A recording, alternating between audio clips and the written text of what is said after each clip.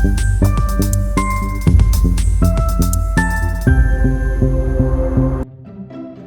semuanya, ketemu lagi di channel BKSMK 3 Palu bersama saya Rosenda Karolin Kaban. Kali ini kita akan membahas materi tentang kecerdasan emosi. Pada materi ini, kalian diharapkan dapat mengembangkan ragam ekspresi perasaan diri sendiri secara bebas dan terbuka tanpa menimbulkan konflik. Pengertian kecerdasan emosi. Yang pertama, mengungkap perasaan, kesadaran, dan memahami emosi. Pada poin ini, kalian diharapkan dapat memahami emosi kalian secara akurat. Dalam banyak kasus, ini mungkin melibatkan pemahaman sinyal nonverbal seperti bahasa tubuh dan ekspresi wajah. Langkah selanjutnya melibatkan penggunaan emosi untuk mempromosikan pemikiran dan aktivitas kognitif. Emosi membantu memprioritaskan apa yang diperhatikan dan direaksikan. Seseorang akan merespons secara emosional terhadap hal-hal yang menarik perhatiannya. Setelah itu, yang terakhir adalah kalian harus memahami emosi tersebut. Contohnya, jika seseorang mengekspresikan emosi marah, maka harus dapat ditafsirkan penyebab kemarahan orang tersebut dan apa artinya. Poin kedua, kemampuan mengatur dan mengendalikan emosi.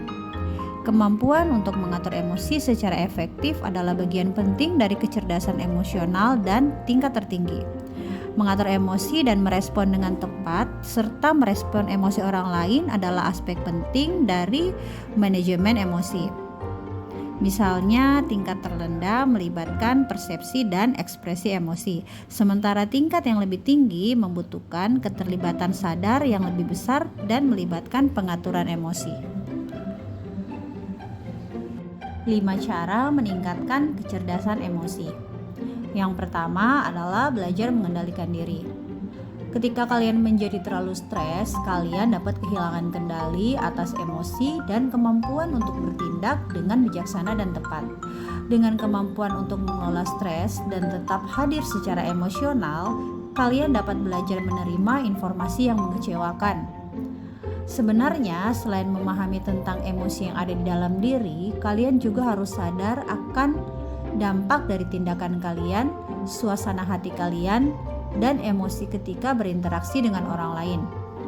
Kalian harus memiliki kontrol terhadap emosi yang ada di dalam diri untuk membentuk kesadaran diri, selain punya akses kontrol akan emosi diri.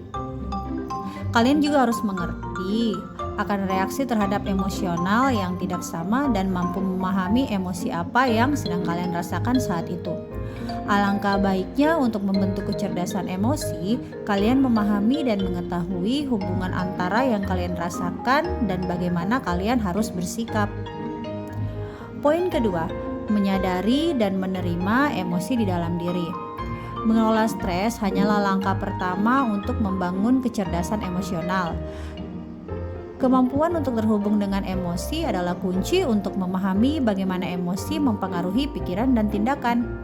Untuk membangun EQ dan menjadi sehat secara emosional, seseorang harus terhubung kembali dengan emosi yang saat itu sedang dirasakan, menerimanya, dan juga merasa nyaman.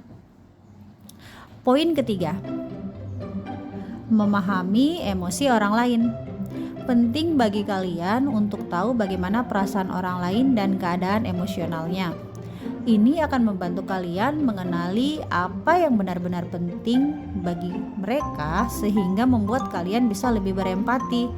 Coba latih diri untuk memperhatikan orang lain dan merespon dengan tepat emosi yang sedang ditunjukkan oleh orang lain. Ini akan membantu kalian memahami keadaan emosi yang ada di sekitar kalian. Yang keempat, konflik sebagai sarana untuk bertumbuh. Bekerja dengan orang lain adalah proses yang dimulai dengan kesadaran emosional dan kemampuan kalian untuk mengenali dan memahami emosi orang lain. Setelah kesadaran emosional berperan, kalian dapat secara efektif mengembangkan keterampilan sosial yang akan membuat hubungan jadi lebih efektif. Sadarilah seberapa efektif kalian menggunakan komunikasi nonverbal, karena banyak otot di wajah, terutama di sekitar mata, hidung, mulut, dan dahi. Ini membantu kalian tanpa berkata-kata menyampaikan emosi serta membaca maksud emosi dari orang lain. Kalian juga perlu menggunakan humor untuk menghilangkan stres loh. Belajarlah untuk melihat konflik sebagai kesempatan untuk bertumbuh lebih dekat dengan orang lain. Konflik dan perselisihan tidak dapat dihindari dalam hubungan manusia. Namun hal itu tidak perlu menjadi hal yang buruk. Mengatasi konflik dengan cara yang sehat dan baik dapat memperkuat kepercayaan satu sama lain.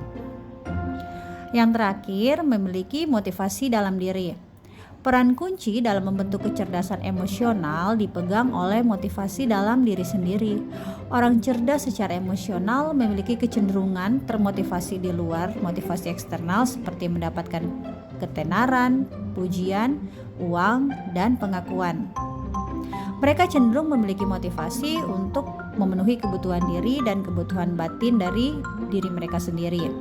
Seseorang yang memiliki motivasi diri cenderung kompeten dan berorientasi pada tindakan-tindakan yang dapat mengendalikan diri sendiri. Sekian video pembelajaran tentang kecerdasan emosi. Nantikan video-video pembelajaran lainnya di channel BK SMKN 3 Palu. Jangan lupa like dan subscribe ya. Jika ada pertanyaan, kalian bisa melanjutkan di tombol komentar. Semoga kalian semua dapat mengelola emosi dengan baik. Have a nice day.